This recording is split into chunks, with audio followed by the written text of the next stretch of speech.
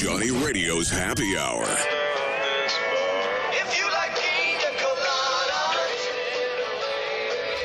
On Sports 56 and 87.7 FM. This hour is brought to you by MemphisFarmers.com. Insurance coverage backed by a local agent and a brand trusted nationwide. We are farmers. MemphisFarmers.com. Check it out right here. Ladies and gentlemen, and now, the 3-time sexiest man in Millington, Johnny Harden.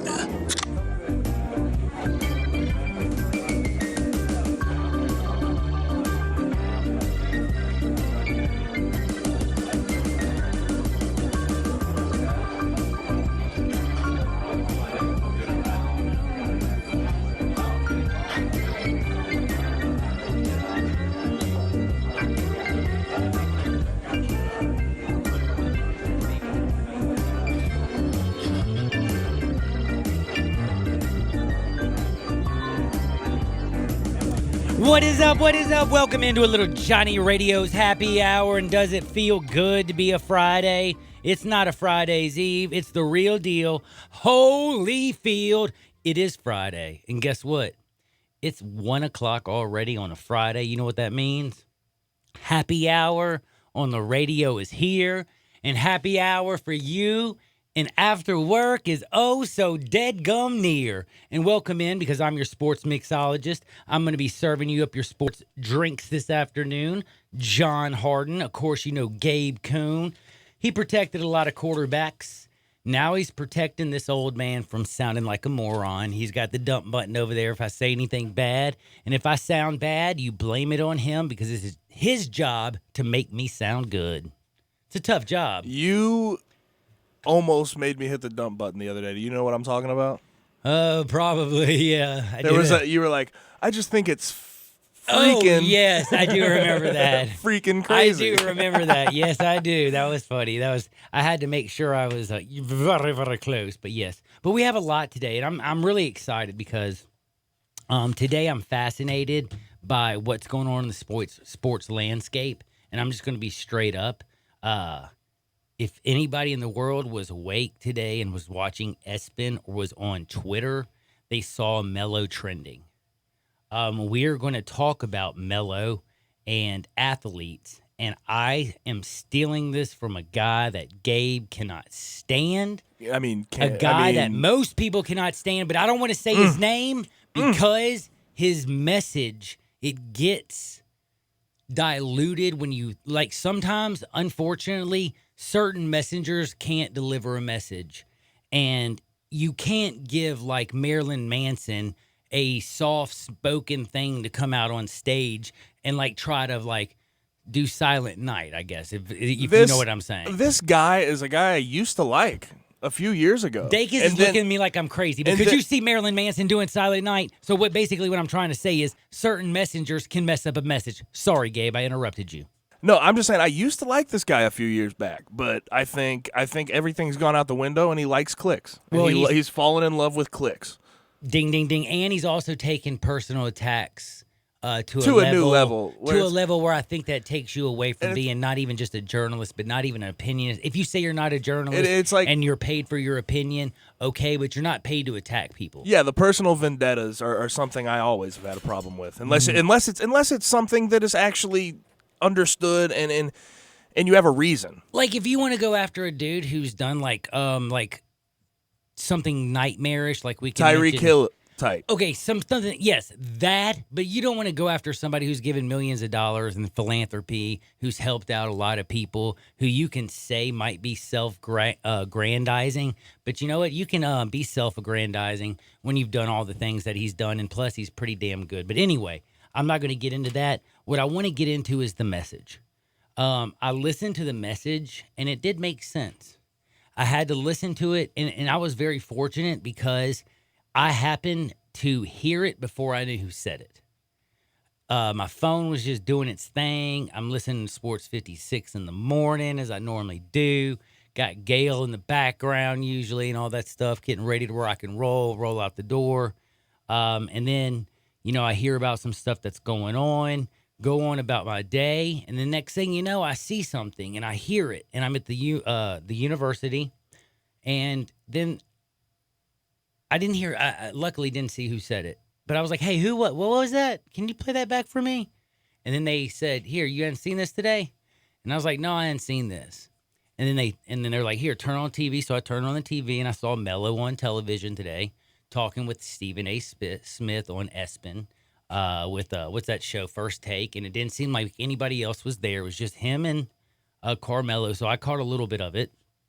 But the one thing that I noticed is the guy who I think talked about it, or I don't know if this came out before exactly when it came out. I'm going to play some of it for you. But for me, it made a lot of sense.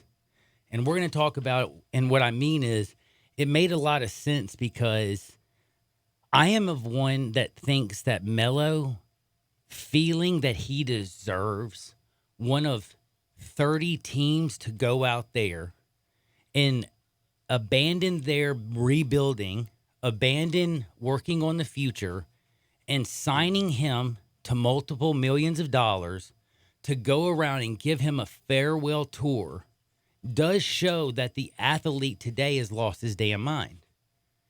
Like, where in the world does he think? I mean, he said, I want what Dirk got. I want what Dwayne Wade got. Okay, they stayed with their teams. They got these things called championships. And guess what? When they leave their own state and their own arena and they go to other arenas, the cool thing about them, they're respected by their opponent and by their opponent's fans. So you can give a farewell tour to people like Dwayne Wade, to Dirk Nowitzki. You can give a farewell tour because guess what? They don't just have the points. They don't just have the numbers. They have the hardware to go along with it. They have the time they've put in. And they also are beloved. Like, and respected. And I'm not saying that Melo's not respected, but I'm going to tell you what he is not. He is not beloved by even the NBA honkers. This is a guy who might be beloved by a certain group of fans. Syracuse comes to mind. But if you look at the New York fans as well. But can I ask you something? If you're a New York fan, do you really love a guy that you gave $250 million and he gave you nothing? He gave him some good times. They played well. They were playoff teams. Melo has never played in a finals ever, and he has no championships. So so you can say what you will. He got paid a ton of money and never brought anybody anything.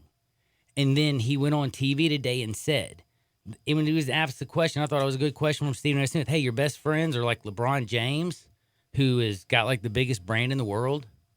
Chris Paul, who's the head of the Players Association. Dwayne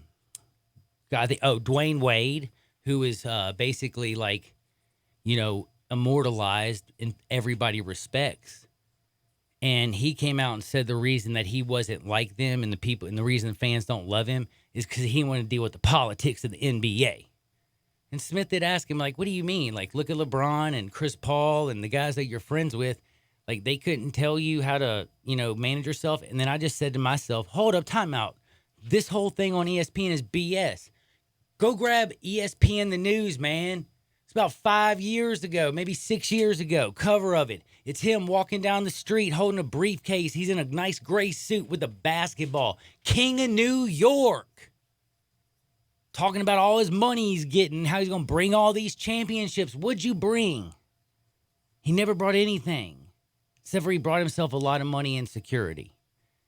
And then he did go chasing rings. And when he went and chased rings in Oklahoma City, he stunk with Paul George and Russ. And then when he chased another ring in Houston, he couldn't even get on the daggum court with James Harden and Chris Paul. It was embarrassing, and these guys love him.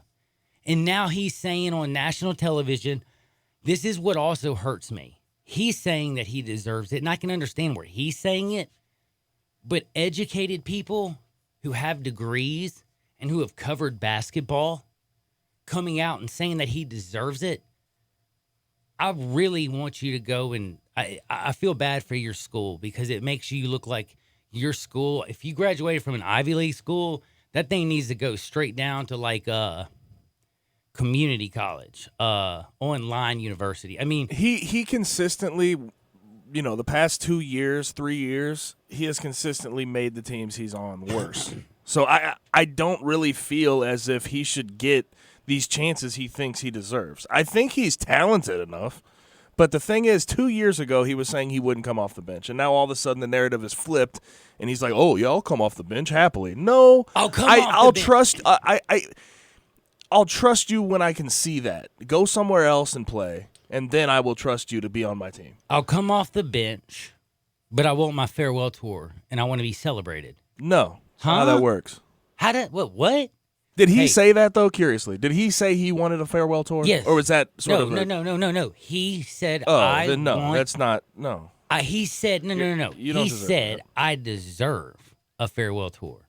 He said if you can't tell me I'm not one of the best 15 players right now and can't help out a roster on 30 NBA teams, you're BS. And you know what? Maybe he's talented enough to be like the 14, 15 player on a bench. But again, to be at the end of your career like Kobe Bryant and Dwayne Wade and to go from arena to arena and to be celebrated, you have to have something crucial. And that's called likability or love. You have to be able to come. Like when Melo comes to FedEx Forum, Melo doesn't sell out FedEx Forum. Kobe Bryant sold out FedEx Forum. Dwayne Wade sold out FedEx Forum. He also sold out every other damn arena across the land because guess what? He's not just a brand in that area. He's a global icon. The guys that get these things, they did something special. You can say, well, Dwayne Wade, I was going to say most of them stuck with their team. Dwayne Wade left his team, went and got and came back. You know what I mean? I don't think Melo is deserving of it. Should he get another chance? Possibly, if he's really saying that he is willing to come off the bench and put his ego aside, maybe. But also, he could go elsewhere and prove this. He could play overseas. He could do whatever he needs to do, just like other guys have, and then come back. Amen. He could prove this, but this is the problem. His whole life, he's been given everything because one, when he was at Syracuse as a freshman, man, oh my goodness, what were you doing, Detroit? Darko, really? Like, you couldn't take man, Melo in Detroit. Ow. Anyway, point. What I'm saying is,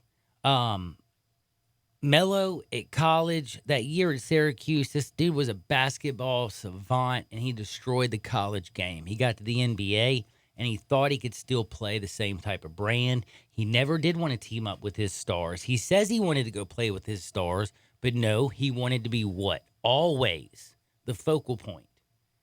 Melo has always wanted to be the number one, and it didn't matter if it cost his teams wins or losses. As long as he was the number one option, he was willing to live and die with whatever it is. And I think that's my issue with where Melo is at.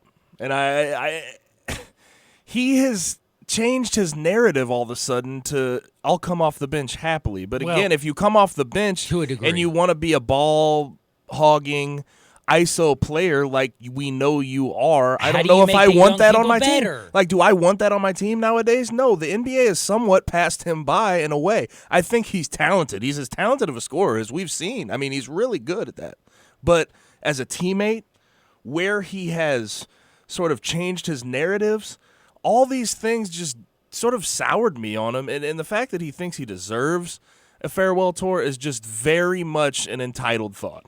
And that's exactly why the person that we're talking about, we're not going to tell you who it is. You might figure it out quickly. We're going to play it in a minute. But it makes sense, and I want you to hear what I'm trying to say. Athletes, it makes sense as long as we cut it off before the end. Yeah, athletes in the years before, they sacrificed for the betterment of the team. That's what an athlete was. You constantly hear from coaches, there's no I in team.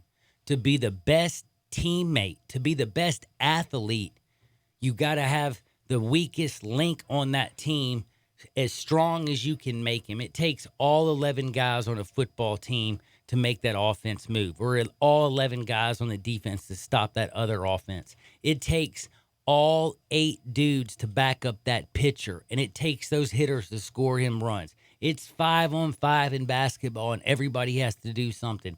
Now, I can't explain hockey because I don't know it. I don't even know how many players are out there, so I'm going to leave that alone. Got to get the angles. But what I'm trying to say is there's not an eye in team unless you play golf or boxing or MMA, okay? So in basketball, it's not an eye game, and I think that's where Melo doesn't understand. He played the game for himself, and the game is bigger than him, and he doesn't see that. He sees him as being one of the biggest, and as he said, I'm one of the greatest players to ever play in the NBA. John Kennedy once said, "Ask not what you can do for your country, ask not what your country can do for you, but what you can do for your country." And today, the NBA players say, ask not what the game can do for, ask not what I can do for the game, but ask what can the game do for me. Do you see what I'm saying? Like, instead of trying to make I wouldn't group everyone into that. And by the way, Steph Curry, Tom Brady, there's LeBron James championships. There's like Dwayne Wade, Dirk Nowitzki's, the guys that we celebrate, the guys that we love, that are team first guys. I am not saying this about everybody, and in every generation there's good and bad. I'm not saying this, but what I'm pointing out is one simple thing. Today's athlete makes so much money and has become more than in years past, so self-consumed. It has made me feel like they care more about being a celebrity than they actually care about winning. Now, Mike, he's called in the First Bank the First Bank phone line, 901-360-8255. You can do the same thing. First Bank phone line, 901-360-8255. And don't forget to hit me with the First Bank text line at 67129. Mike, what's up? Well, John, I'll say one thing. Players have always been self-absorbed. I'm 69 years old. They've all been self-absorbed. Number 2 is Melo always answers the call for the Olympic team. You can't say that about every other player. I mean, you don't get paid for playing for the Olympics. You do it for your country. Number 2, his wife, Lala, might have been his biggest problem. She wanted to be in New York and told him in no uncertain terms if they were going to stay together, he was going to be in New York. Well, Mike, he's going to stay in New York. And number 3 is, I don't know if Jesus H. Christ could make the Knicks better. Mike, let me ask you this question. Do you think Melo is deserving of a farewell tour? Well, I think he ought to work for the minimum or nothing, and whatever the league minimum is. And I think he ought to be on the Knicks, and he ought to do a farewell tour. I mean, Melo was a great player. I mean, he was selfish, but all great players, Kobe, Michael, they ran the team. I mean, LeBron does. They won championships, though. They won championships, but you can't win championships if you're playing for a guy that doesn't know how to put a team together. I mean, Marc Gasol was a great player here locally, Conley, but they didn't win any championships. No, they did not. And they deserve a farewell tour. I mean, I think Zebo really deserves it if he'll play for the minimum. Now, Mike, I'm going to ask you to do me a huge favor. I'm going to play this little bit of audio. I want you to listen to this. And this is the one question I want to remember you to ask yourself and answer. And I can only ask you to listen and, tell me the best that, later on. Yeah. But thanks for the phone call. I want you to know this, okay? Tell me after you listen to this, do you believe that today's athlete honestly cares more about the fan and winning or about themselves?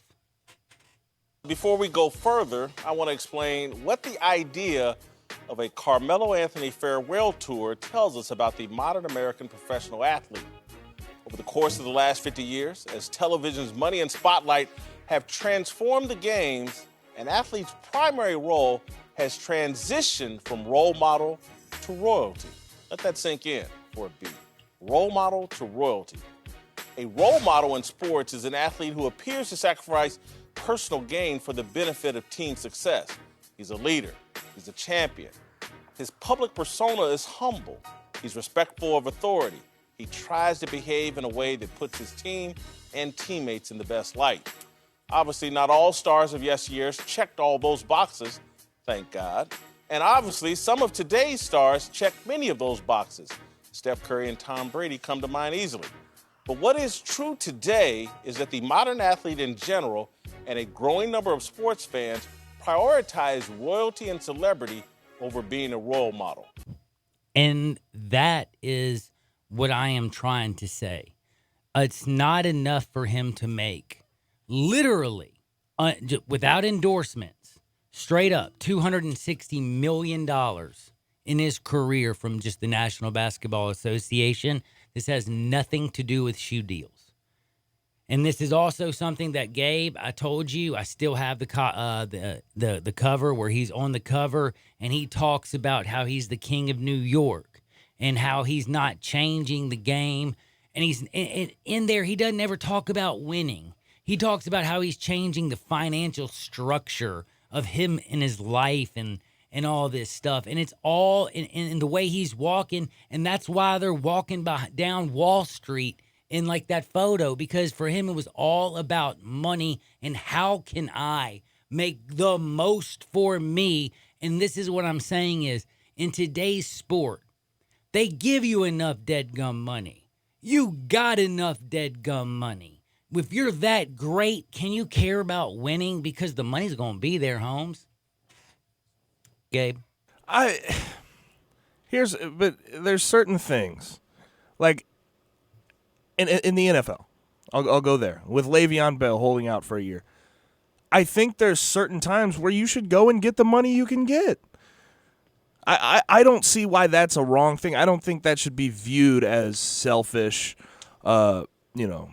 selfish act. But with Melo, there was he got his money exactly and consistently did not show him being a good teammate. Like Chauncey Billups said, well, maybe he was a decent teammate. He was nice to us, but 30 meant too much to him. What I was scoring trying to 30 meant way too much. I love you and everything. I don't want you to bring in a guy though that's fighting for his money, because Melo got his. Do you see what I'm saying? There was a point in Melo's career. I mean, when you, like I said, when you signed the, $200 million deal, when you got the $150 million shoe contract, when you're set for life, when is it that you're going to start focusing on winning? That's where Melo never figured it out. Never did. And if he did, he would have endeared himself to fans. Could you imagine? Like, Melo would be as big a star as LeBron James if he ever won a championship in New York. It's just, New York is the capital of the media world. It would have been so big, and Melo did not deliver. So I apologize to you, Mr. Melo. As much as it was fun watching you in college at Syracuse, I congratulate you on all the cash that you made. But you never finished higher than third in the MVP voting.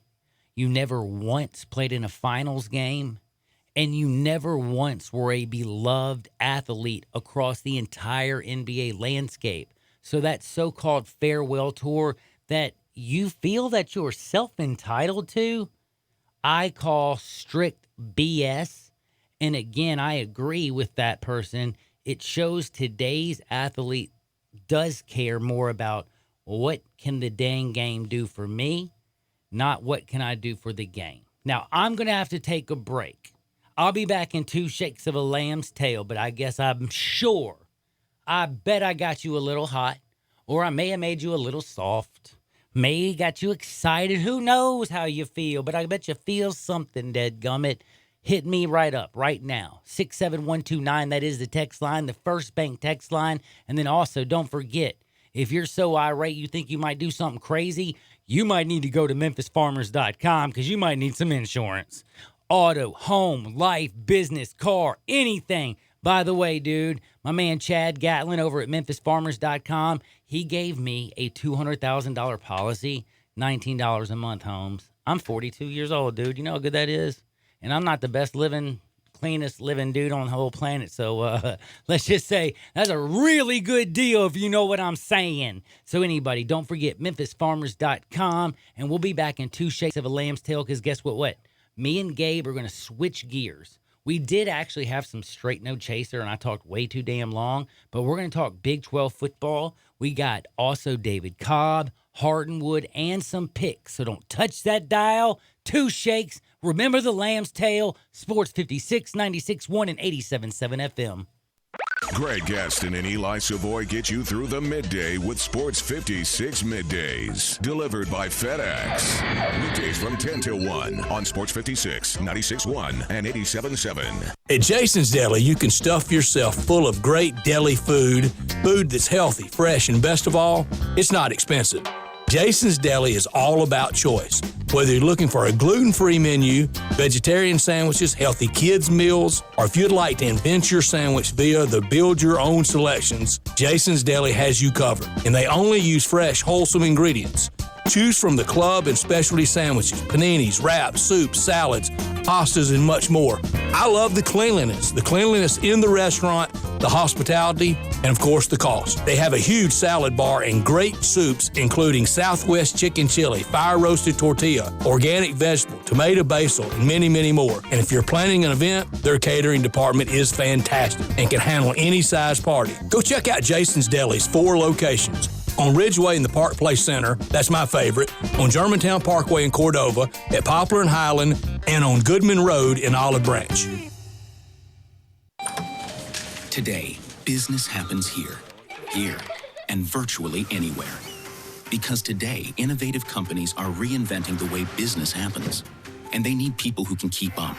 With the expertise and technology to get packages to over 150 million delivery points. So, who can help you deliver the future of commerce? The United States Postal Service. See why we deliver more e-commerce packages to homes than anyone at USPS.com/future.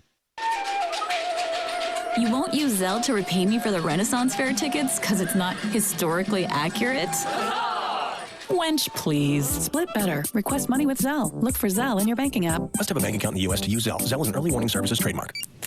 Volunteer for the psych department experiment, they said. Easy money, they said. Maybe they should have said, use Zelle to ask mom for the money, but next time. Back to school better. Send money to your college kid with Zelle. Look for Zelle in your banking app. Terms and conditions apply. Got something you want to get off your chest? You better have a backup plan. Want to join the conversation? Someone needs to tell him he has to grow up. Join us on the First Bank phone lines at 360-8255 or the First Bank text line at 67129. I Buy Houses, 901-406-1101. That's 901-406-1101. I Buy Houses. I Buy Houses will buy a house in any area, in any condition, and yes, it's guaranteed to close in 5 days. If you need to sell your home quickly, call 901-406-1101. If you've been through a divorce, if you lost your job, if you're tired of renters, I Buy Houses can get you your money quickly. I Buy Houses will buy your home in Shelby County, DeSoto County, Memphis, Bartlett, South Haven, Horn Lake, Olive Branch, anywhere and everywhere in between in any condition. And yes, they're open 24 hours a day, 7 days a week. I Buy Houses, 901-406-1101. That's 901-406-1101. Grab that pen, 901-406-1101. I Buy Houses. Now back to Johnny Radio's Happy Hour. Kick it over here. Kick it. On Sports 56 and 87.7 FM.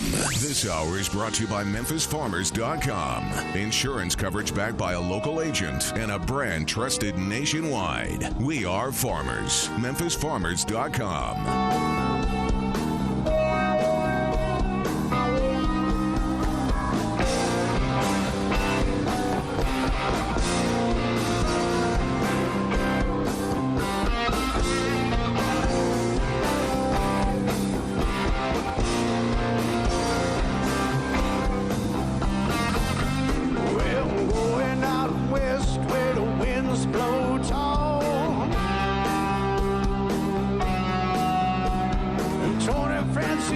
Used to date my mom. Man, welcome back into a little Johnny Radio's Happy Hour on a gorgeous Friday, by the way. Do you know it's August? Can y'all believe that? Like August 31st, it's going to have a little Memphis kicking their big brother's butt, it sounds like, from what I heard. Clayton Collier, by the way, I just got to give you a big shout out.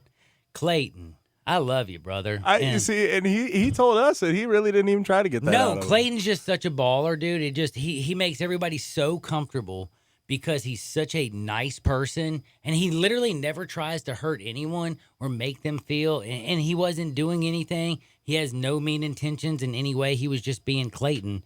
And then I don't know if you heard about it, but you know what? Do you want to play some of the interview? Listen to my man Clayton Collier. I kind of get that they're like the little brothers to us and whatever, and they got some type of anger towards us, and it's just a little rivalry. I really wouldn't call it that, but honestly, for me, I'm just taking it as a normal game. But I understand they're gonna come, and we're gonna come too. It's the first game, so I know they feel like they don't get the respect because they're not in the SEC or whatever. So I mean, I know they're gonna come hard, try to prove something, and they're gonna have to show us. All I know, again, I just got to say, that is what you, that's the reason that a long time ago they had students or student athletes. And that was Jalen Jones. He's a defensive back for the Ole Miss, talking about Memphis. Asked about Memphis. By the way, I'm sorry, I'm rude. That was Jalen Jones. He was talking. He plays for the Ole Miss Rebels. He's talking about August 31st. Their matchup with the University of Memphis. He called it a very little rivalry. He called us the little brother. And I'm just going to tell you right now, I could only imagine, and I'm going to ask the great Gabe Kuhn, who played for so many seasons at the University of Memphis, would Mike Norvell have been just flat out furious? Because I'm pretty sure he would have been upset, and he would have been pretty ticked off if one of his players said that. Oh, my gosh, yeah. No question. But here's the thing. People in Memphis sort of want to get mad about him saying this, but at the same time, I love it. I absolutely love every bit of it because it's bulletin board material. Yeah, and it makes the game better. It creates more of a situation around the game, and it creates more of a rivalry. As much as he said it was a little rivalry, it makes it more of a rivalry when you talk like this. And I saw some of my old teammates just absolutely shredding him on Twitter. Well, see, that's the where it even becomes, and people don't understand, that's where a lot of the fun is. For a lot of it is for the fans and the former players. So I got to give a shout out because the former players are the ones who get to do the most smack talking.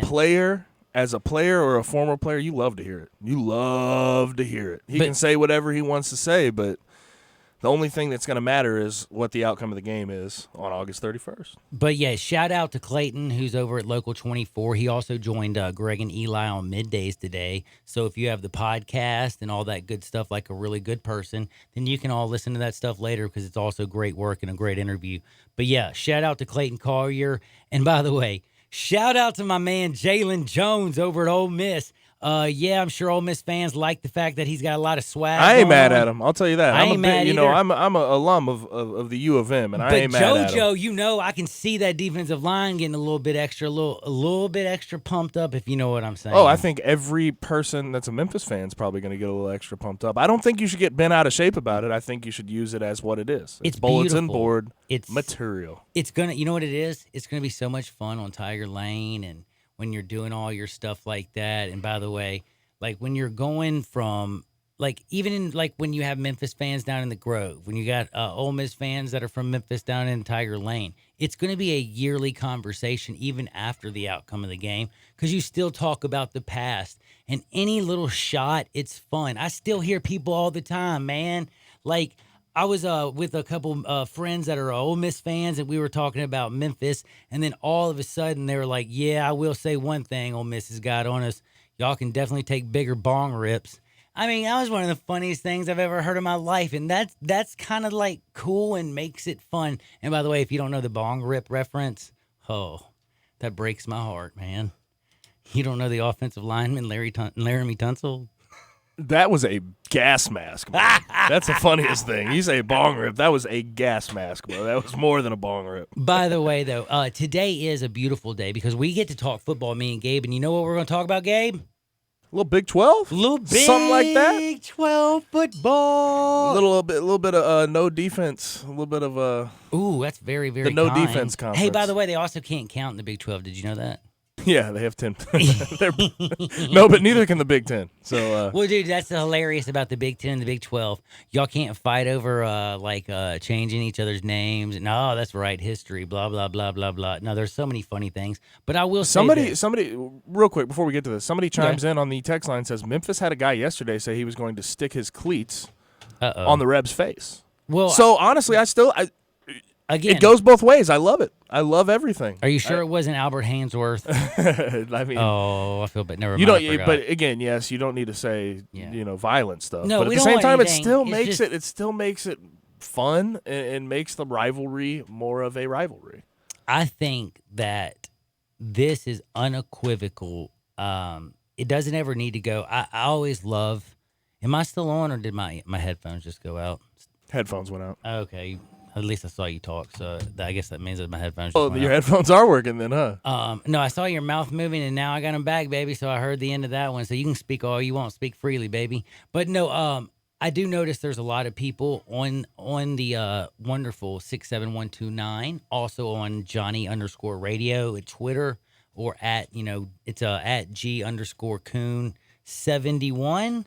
Man, yep, great number. Great number. That's my buddy Gabe. I see a lot of people out there talking smack. You see the F word to Ole Miss. You see the F word to the University of Memphis. I expect it.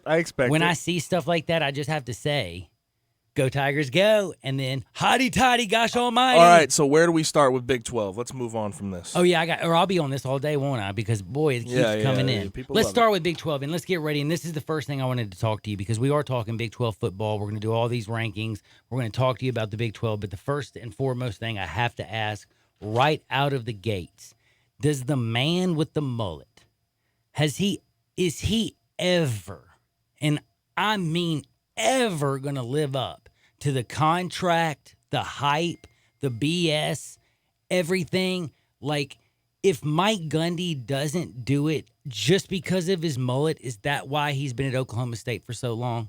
He's won. You got to give him credit for winning. Yes, he'll have some very average years from now. What I'm saying he's a bowl game. He's a bowl game every year. Okay, I guess what I mean. And by sometimes they're exceptional. I will give them that. They have constantly stunk on defense. Constantly. They've had, Mason Rudolph. I can go through it. They've got quarterbacks and running backs and wide receivers and an offense. And it's like he just decided to say, oh, yeah, dude, I don't care about defense. I just care about offense. And I know that's basically a Big 12 almost motto.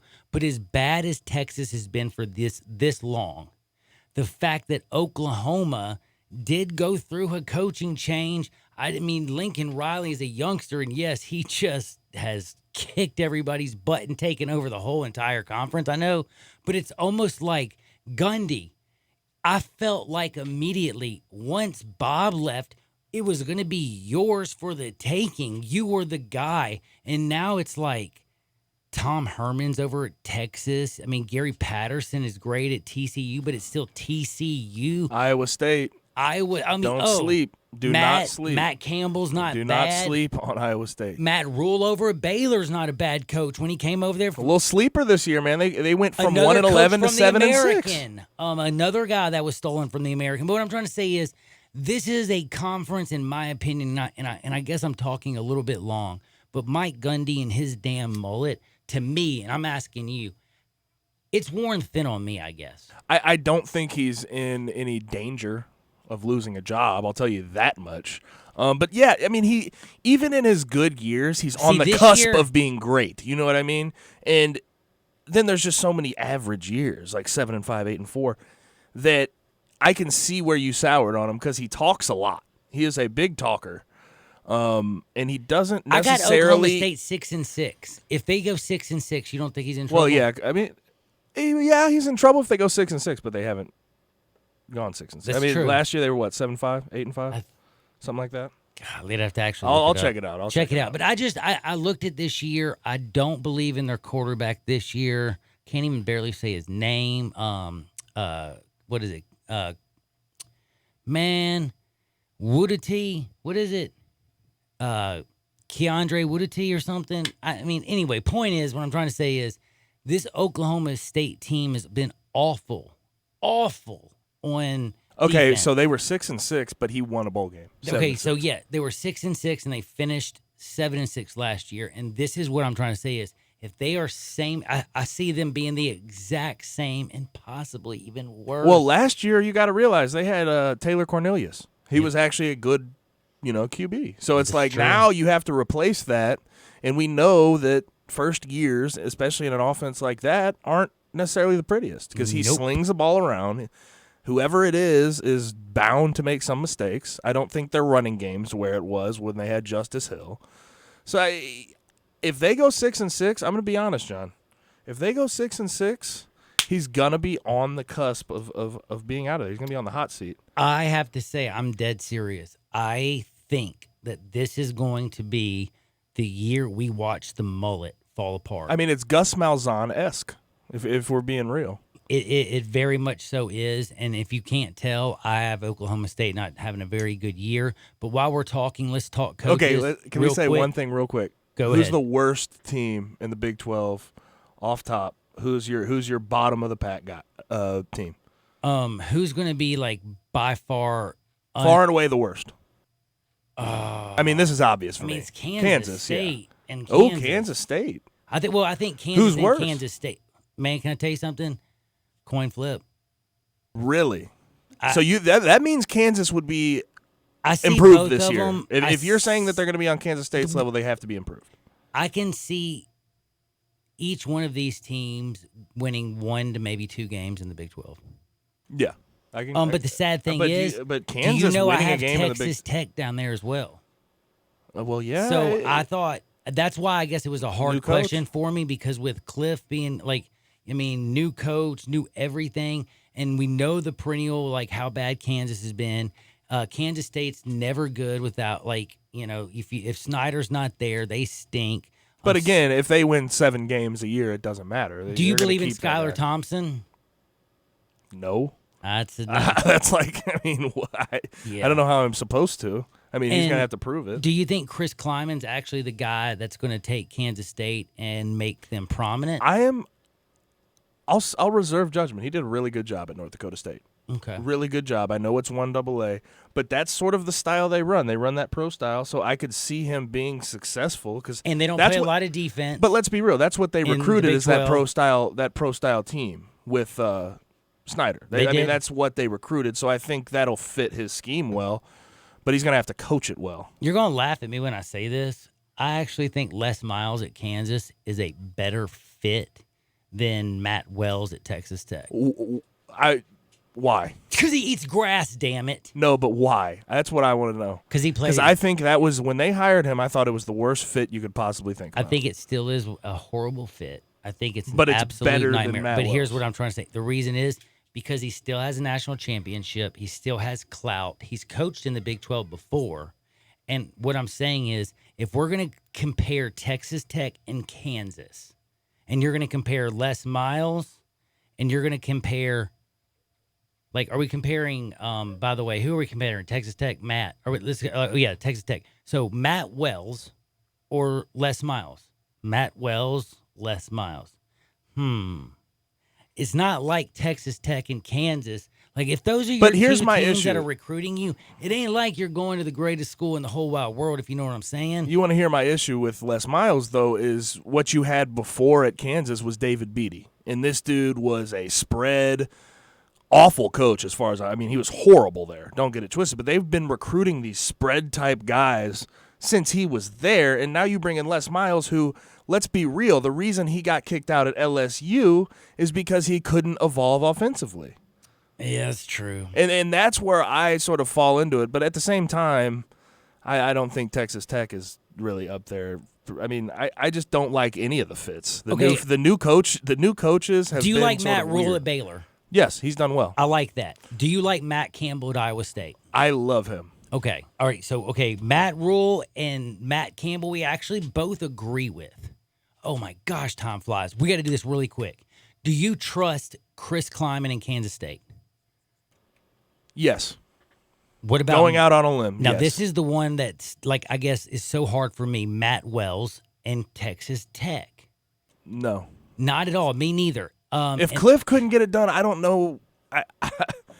You sort of switch a scheme and have different Les players. Miles gives me more hope over at Kansas. I know it sounds because of crazy. experience. Because of experience, that's really why you're saying that, correct? And plus, they have like a bat. Like I could just see Les Miles somehow selling a lot better than Matt Wells. Like what? Oh, I don't know. Maybe I'm on drugs. Maybe you know what? Both of them stink. It's kind of like Neil Brown. He's going to West Virginia, replacing Dana Holgorsen. And I'm going to tell you something. Nobody knows who Neil Brown is. And it's not like West Virginia is going to be any better. I almost feel like every single, isn't it so sad? If you're not Texas, Oklahoma, do you really matter in the Big 12? Gary Patterson every once in a while. It's year to year, and I really like Iowa State this year. I really do. Oh, Matt Campbell. Brock Purdy, who came in about halfway through last year, is really, really good at football. Dude, we got to take a break. We're definitely talking more Big 12 football. Hit us up at 67129 at the First Bank text line. We ain't playing no games on a Friday. Hit me up, Sports 56, 96.1, 87.7 FM. Take Sports 56 with you on your phone or tablet. Download our official Sports 56 app today. Hi, folks. Rob Walker, Infiniti of Memphis, and we've got a new Infiniti crossover vehicle that has raised the standard of comparison to a new level. Imagine having both sports car performance and eco-friendly efficiency on demand, working together to empower every driving experience. The result of 20 years of engineering, QX50's award-winning variable compression turbo engine is the world's only engine of its kind. Like two engines in one, it delivers a combination of power and efficiency that is truly in a category all its own, and only Infiniti has it. You'll never sacrifice performance for the sake of efficiency again. And the new QX50 offers more horsepower than its Audi, Lexus, and Mercedes competitors. Add to that QX50's award-winning sumptuous interior, and you have the best combination of performance and comfort in the mid-size crossover segment. Infiniti of Memphis, and online at infinityofmemphis.com. Welcome to Sherwin-Williams. So I can get 35% off paint? Yes. And 35% off stains? You bet. Party time! Yeah! Oh, party time, the color. I'd like 3 gallons in party time, please. You got it. Ask Sherwin-Williams August 2nd through 12th and save 35% on paints and stains with sale prices starting at $25.02. Only at your local Sherwin-Williams store. Retail sales only. Some exclusions apply. See store for details. Best friends are like... It's Super Saturday! At JCPenney? Yes! Oh, okay, I'm grabbing my keys and my good yoga pants. Ooh. For 72 hours only, this Friday through Sunday, shop the Super Saturday sale. Select Arizona jeans and joggers for kids, juniors, or guys are buy one, get one free. And so's our entire stock of towels. Plus, get an extra 10 off $25 purchase with your coupon. Waiting in the app wallet. JCPenney. Offers valid 8/2/84. Conditions and exclusions apply. See store or jcp.com for details. Now, back to Johnny Radio's Happy Hour. Here we go. On Sports 56 and 87.7 FM. This hour is brought to you by MemphisFarmers.com. Insurance coverage backed by a local agent and a brand trusted nationwide. We are farmers. MemphisFarmers.com. Show me the way to the next whiskey bar. Oh, don't ask why. Oh, don't ask why. Show me the way to the next whiskey bar. You know what we're about to do, don't you, people? And I'm going to tell you something right now off the very top. Welcome back to Johnny Radio's Happy Hour. I'm fired up like nobody's business. It's Friday, yo. I got my man, Chad Gatlin, taking care of me. Auto, home, life. Just go to MemphisFarmers.com. He's going to take care of you. But me and Gabe are taking care of Big 12 football right now. And we're talking about it all. And we're about to give you the rankings of Big 12 football. And Gabe, going 10-1, right? Yeah, we're going 10, from the bottom Kansas. to the top. Bottom to the top is what you're basically trying to tell me is what we're going to do. So we're going to make it basically easy. That's basically what you're saying, right? Yeah. Okay, well, number 10 for me, I'm going to be honest with you, is Texas Tech. Whoa, I got Kansas. I Les Miles, no, that ain't it. They haven't recruited the right people. And I think Texas Tech's similar to that, so I'll give you that. All right, I got number 9. I got Kansas State. I have Kansas State at 9 as well. Wow. But here's the thing. I think that could go either way, though. I don't know how you feel. It could be very close. Number 8, I have, who do you think? Kansas. Okay, well, we have the same 3. Texas Tech's my 8. Oh, so we just have the difference between 9 and 8. Yeah, by the way, I bet it's the same record almost. Yeah, I mean, they're all like 2 or 3 wins. They're really bad. Let's just be honest with you. Now, number 7 for me is very easy, West Virginia. Really? Oh gosh, yes. Did you see the schedule? I'm with West Virginia there. They have a tough schedule, and they don't have who they had last year. What? You're going Baylor, aren't you? No, I went West Virginia. For 7. You did West Virginia? Yeah, 7 West Virginia too? 7. So hold on, we agreed. Yeah, we agreed. Dude, that's like the first time ever, I think. Dude, that's 2. We agreed on 2, I think. All right, number 6. Do you have Baylor? I have TCU. Oh, I have Baylor. All right, TCU. I like. I'm sorry, you have TCU. I love Gary Patterson, man. But I would venture out to say, who do they have on offense right now? I'll wait. Who? Is there any names that you can point out? Like which team? TCU. I'll wait. Right? That's where I'm at. They always have a decent defense. That's what Patterson. What's their quarterback? Sean Robinson? But anyways, I think Gary Patterson always has a good defense, but offensively, what do they have? That's a great point. That is such a good point. I only put Baylor because of respect, and I actually do have Gary Patterson and TCU at 5, so it's not very we switched it around. I'm Baylor there. Oh, so we really are very. And unfortunately, I have Oklahoma State higher than I would ever want them to be in a down year. Hold on a second. You have Oklahoma State at 4? I do. And it's only because I don't think anyone else in the conference is quite like I have Mullet coached at 4. as well. It's weird. Like I think Gundy's a decent coach. That's why I have him there. I have Mullet at 4 too. And doesn't it just bother you though, because it's like I don't think that team's very good. I can't even believe that we just did this. You just messed me up so bad. I have number 3 Iowa State. I wanted to put them higher, but I can't. I can't put them over Texas or Oklahoma. But Iowa State. You have Iowa State 3? Yeah, let me tell you right now, Iowa State is as good of a team in the Big 12 that you'll see, defensively at least. All right. 2, I got Texas. I have, wait for it, Oklahoma at 2. What? Nope. Sam Ehlinger? Not buying that Oklahoma's defense is ready to be at the top of this conference this year, especially with Herman? Kyler Murray is what made that team good last year. That defense, this, was dreadful. Okay, that defense stunk. The defense is always And now you put in Jalen Hurts, who cannot, who I think can throw better than people give him credit for, but not even close to Kyler Murray or Baker Mayfield. And Lincoln Riley hasn't had to deal with that yet. True that. Here's what I said. Me and you talked actually during the break. We thought we were going to disagree so much, by the way. Did you notice that? We actually thought we were going to disagree really big on these rankings. Not very much. But I was saying I thought we were going to disagree at the top, which we did. A little bit. And I want to hear your thought process. Well, okay, see, I have OU, and it's simple. Lincoln Riley has done it ever since he's been there. He is taking 2 different quarterbacks that are undersized and made them both first overall picks. That's what I was getting ready to say. It made them Heisman Trophy winning quarterbacks and first round NFL talent. Now, the videos, I'm not going to lie to you. Can Jalen Hurts even come close to throwing a ball like Baker Mayfield or Kyler? Hell to the Nizzo. But can I tell you one thing? I think he could play linebacker in the NFL. He is so strong, dude. I'm serious. Did you see him squat 600 pounds? I never touched that. The team was around him going crazy. So this is the quarterback squatting 600. But do you want to hear the thought process behind my Texas pick here? Okay, I do want to hear it. And I will say this, and can I give you a little bit of respect? I think that Tom Herman we saw what he did with Ohio State offensively. When he has a good Houston. Saw a good point there. But also, if you look at the Texas 3-year talent from rivals or whatever, they're actually, like, it's Clemson, Alabama, Texas, Oklahoma.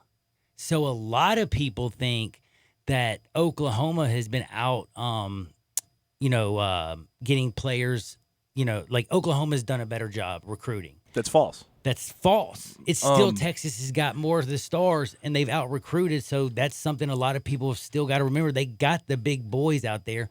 And the other thing is... Question. Go ahead. Who's the more well-rounded team, Texas or Oklahoma? Because that's the single Texas reason got a I better picked. Defense. That's what I'm saying. Well-rounded. That's why I picked Texas, is because you look at their defense and they have a experienced offense. Not necessarily great offense, but it's experienced. Do you know Sam Ehlinger is the only reason I couldn't do it? Because Jalen Hurts is a proven winner. Sam Ehlinger won last year. He did great. He did great. But also, I've been sitting here but thinking Texas was back for so long that it's sort of imprinted in my head that they're not going to be good. But at the same time, I think they're winning conference this year. I will tell you this: Texas hosts LSU week 2. Remember that. Texas hosts LSU in week 2. Texas gets past LSU. They might be right for a national championship. You might be right. Now they look at the games they won last year, man. It could be ugly. Now I also want you to remember something. Oklahoma doesn't play LSU, but they do play week 1 against Houston. That is a heck of an opponent where they basically Houston has nothing to lose. They can let it all hang out, if you know what I'm saying. Oklahoma's going to have to go out there and bust that you-know-what, and it's going to be Jalen Hurts' very first game with Lincoln Riley. It's going to be his first game without Nick Saban. It's going to be fascinating, and let's just be real. What's the most exciting story in the Big 12? For me is Lincoln Riley and Jalen Hurts, so I kind of had to put him over Texas because if he gets another dude to New York, I will literally start wearing the pins to work next year. I'm going to say it. I've never said it before, but Texas is back. Oh my gosh. Hook 'em horns. Back. Boomer Sooner. Pacow. Whatever y'all do, though, don't you dare touch that dial. We're going to switch it up, and we're going to talk a little bit of basketball with our very good friend from the Commercial Appeal. Y'all know him, David Cobb. That's right. Don't you dare think about touching the dial. Don't even look at it. We'll be back. Sports 56, 96.1, and, of course, 87.7 FM.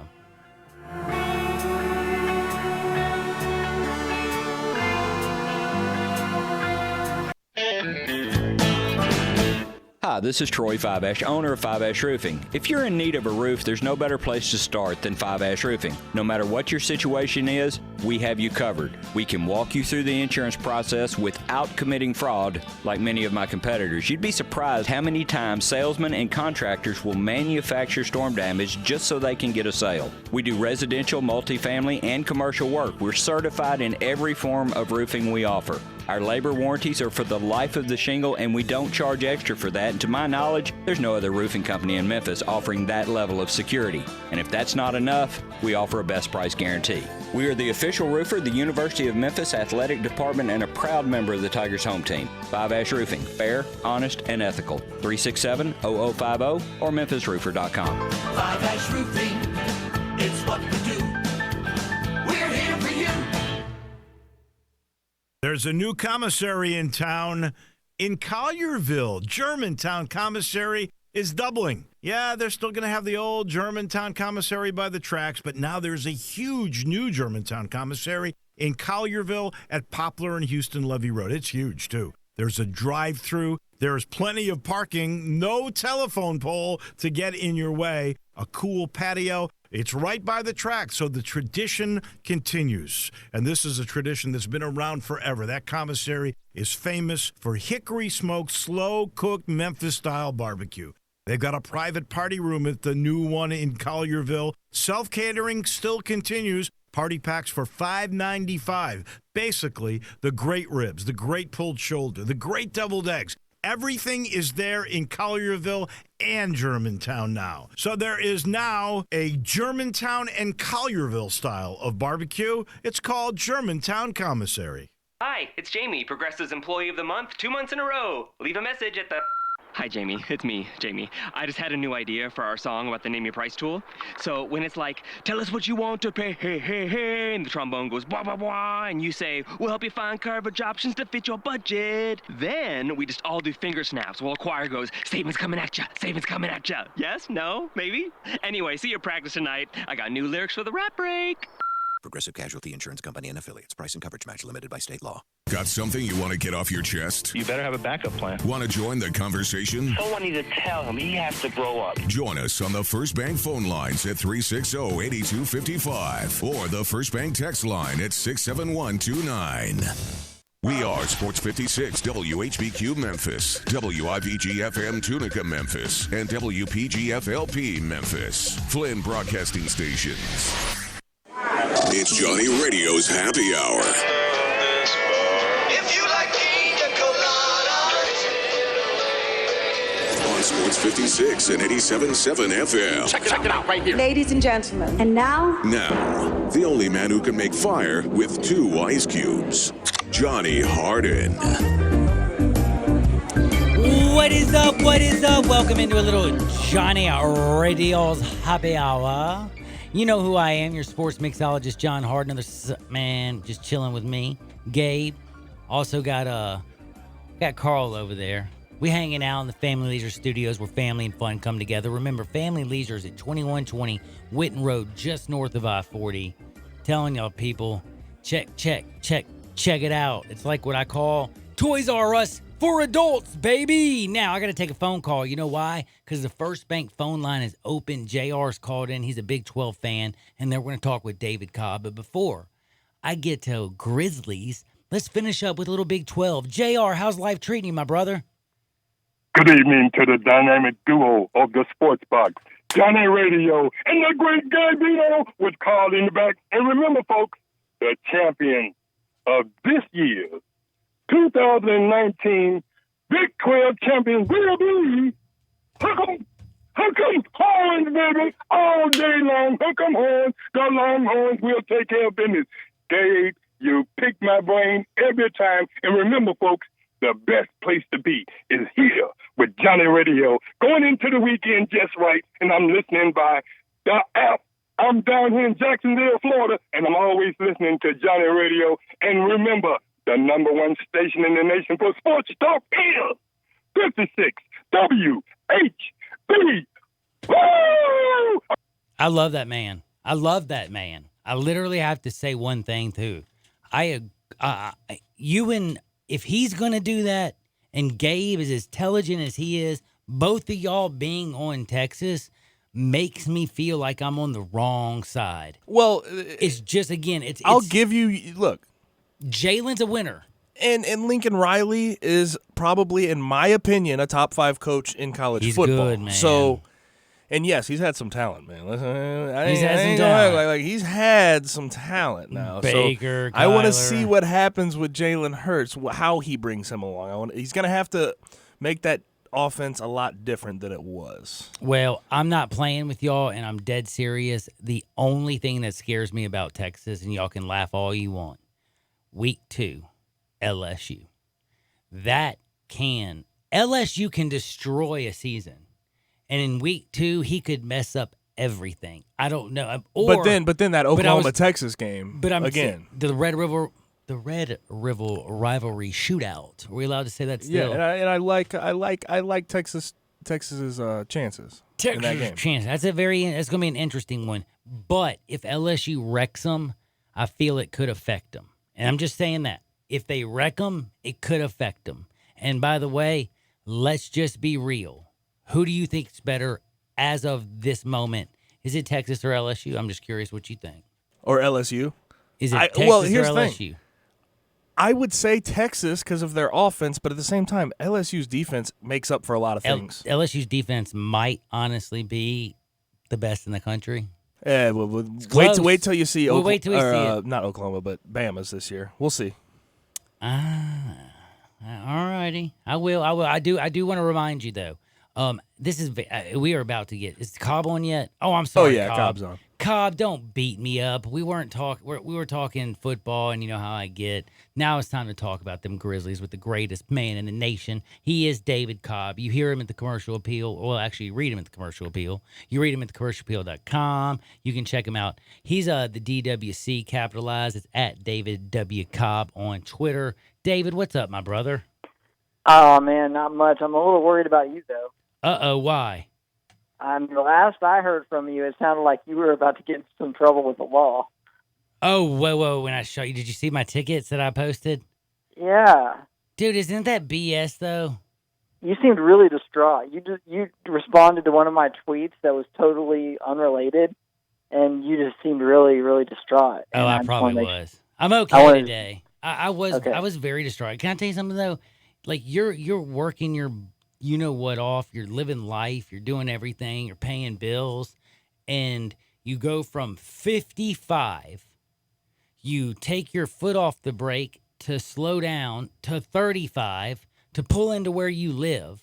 A guy passes you going 70, and then you get pulled over, and then the cop tells you you were doing 41 and a 35. And I'm like, wait, hold on. Where did you get me at? Oh, coming off under the bridge. Isn't that 55? No, it's 35. Where's the 35 sign up there? Well, there's one down here. Huh?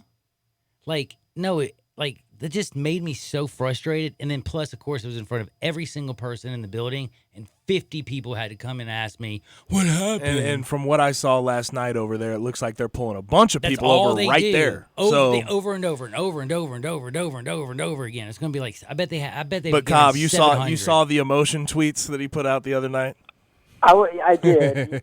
Johnny, you had me a little worried. I'm glad you're okay. Hey, dude, do me a favor. Was it Herm Edwards who said, don't press send? Don't press send, John, when you're angry. You can't tweet with emotions running. Yeah. Yeah, and I also realize, as much as I do, I try and realize that my sarcasm doesn't come through in my tweets as much as I'd like it to. So sometimes people also don't understand those, but I did get Gabe with a good one today. I think finally at the end I did sense the sarcasm. Okay, he did good. But man, Cobb, how has life been treating you other than worrying about me and my mental health? It's good, man. It's good. Kind of coming down off this golf tournament. I do still have one more golf story that I'm working on right now, actually. But then these Grizzlies, Time out. Hold on. No. You don't get to just gloss over that. That was the greatest. In all honesty, I want you to tell me if I'm full of it. You can talk about the fight. Tyson. You can talk about all the Grizzlies events. Western Conference Finals. You can talk. The St. Jude Classic before it was the WGC FedEx St. Jude Invitational. You can talk about NCAA, anything that we've ever done in this city. What I'm trying to say is I don't think there was anything we've ever done as big as the golf tournament. Do you agree or disagree? I agree, and I think it took Memphis to another level because think about it this way. Even when the Western Conference Finals, were in Memphis, and even when, and there will be again very soon, elite college basketball in Memphis. Those sorts of TV broadcasts, yeah, they might have like a passing shot of the river or the bridge or Beale Street, or they might mention St. Jude. But when I went back and watched the broadcast on awesome. CBS, it was just like every time they came back from break, and sometimes just in between breaks, it was almost like a huge infomercial for the city of Memphis, and it showcased the city and the good things about it in a way that I don't think anything else really could. So, man, I'm with you. It was big time, and I think it's got the potential to be bigger in the next couple of years as well. Once it gets out of the shadow of some of these majors, and you maybe get Tiger here. I think that I feel pretty confident that so long as his body holds up reasonably well, that he'll be here eventually. And by the way, the first year, him not being here might have been a blessing in disguise. Did you ever expect it to be that busy? And then played really bad, But that would have been a letdown. I mean, Koepka won this sucker. You got Rory. Oh, it was awesome. And it was so packed. My pick, all right? Yeah. Oh, by the way, I'm going to take so much credit for this. I'm such a golf guy, yeah. Wow. Yeah, totally called it. I mean, that's impressive because you got to like pick your spots with Koepka because he only ever shows up for like the majors. And so to be calling the shot on his third non-major victory, that's kind of impressive. But it's a good pick because he had actually played well here in the past and knows the course really well. In fact, like he's a huge advocate of this place, which I don't know if people realize it, but I do think that his stardom is starting to increase. Like I know some people think he's boring, but there's a lot of people out there who are really digging Brooks Koepka and kind of like huge fans of this like sort of like chill bro, show up 40 minutes before your round persona. That was awesome. Yeah. It's much less impressive when you realize that I literally am the last person who should be making golf predictions.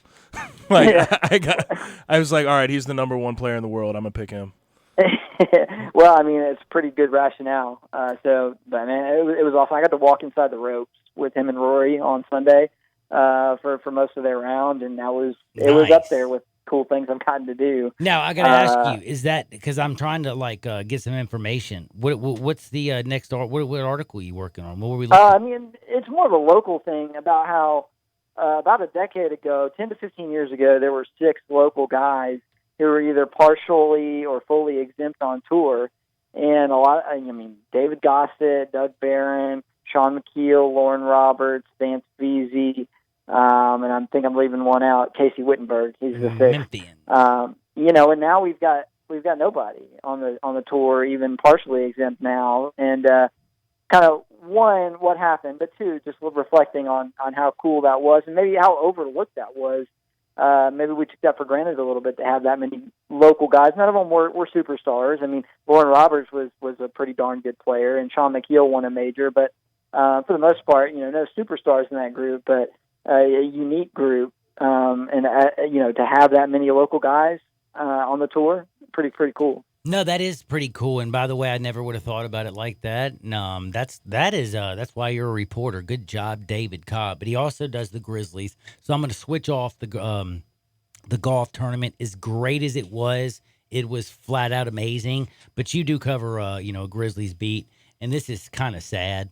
I just wanted to throw out. Have you heard like the fact that they now have Shara Wright? She's pled guilty to killing Lorenzen Wright. Is there like, how do I word this? Today's young player, I know that they're younger, but I mean, this is not like, it's 25 years the Grizzlies have been around. He's a Memphian, Memphis legend. He was a Grizzly, a Tiger. And the fact that, that this all just happened. Have you heard any of the guys speak about it? Just kind of like even the front office, I'm saying, has this like been a chapter of closure for anybody, or did it just kind of open up old wounds? I don't know about the actual Grizzlies organization because in terms of that front office, there's only a very, very few people still around who were a part of the organization when Lorenzen Wright played. So I don't know that it resonates through the organization, but I can tell you this, it resonates in a big, big way with the fans. City of Memphis. I couldn't believe it when we have a mechanism where we can see how many people are reading and what they're reading. And the day of her plea, it was off the charts. It surpassed almost anything. I think anything that I've seen since I've been here. And unfortunately, the only thing that could come close to it happened the other day, which was the South Haven Walmart shooting. But that was getting attention and readers from all over the country who were finding our articles about it. But the Lorenzen Wright thing, while I'm sure it did generate interest across the country, still pretty confident saying that a lot of that interest was coming locally. And so even if the players and the organizational figures weren't around or don't really remember Lorenzen Wright, I know that there's a ton of interest locally in his, in his story, and I can tell you because I've seen the numbers that it just blew me away. And maybe there's a way for them to work in a tribute for him as they commemorate, 20 years in Memphis and 25 years as a franchise over the next couple of seasons. Wild stuff, man. But yeah, dude, that I was glued to the TV that day when Shara Wright was in court and all that stuff. Still remember the whole thing, and Ren was just it's crazy to think about and talk about. But now I want to talk about 25 years, and this is the 25th season. Jason Wexler's come out, that's the Grizzlies president, said that the franchise, they're going to have a kind of like a Vancouver throwback jersey. But the cool thing is I still haven't seen necessarily the jersey. I know if I watch the video, I'm sure it's in there. I saw the dead gum alternate court. No, the court I thought was fresh. Yeah, that too. But, dude, what are you thinking about this? Can you believe it's been 25 years? And by the way, so the Grizzlies, they've now been in Memphis, since 2001? This will be 19 in Memphis. 25 as a franchise. Wow.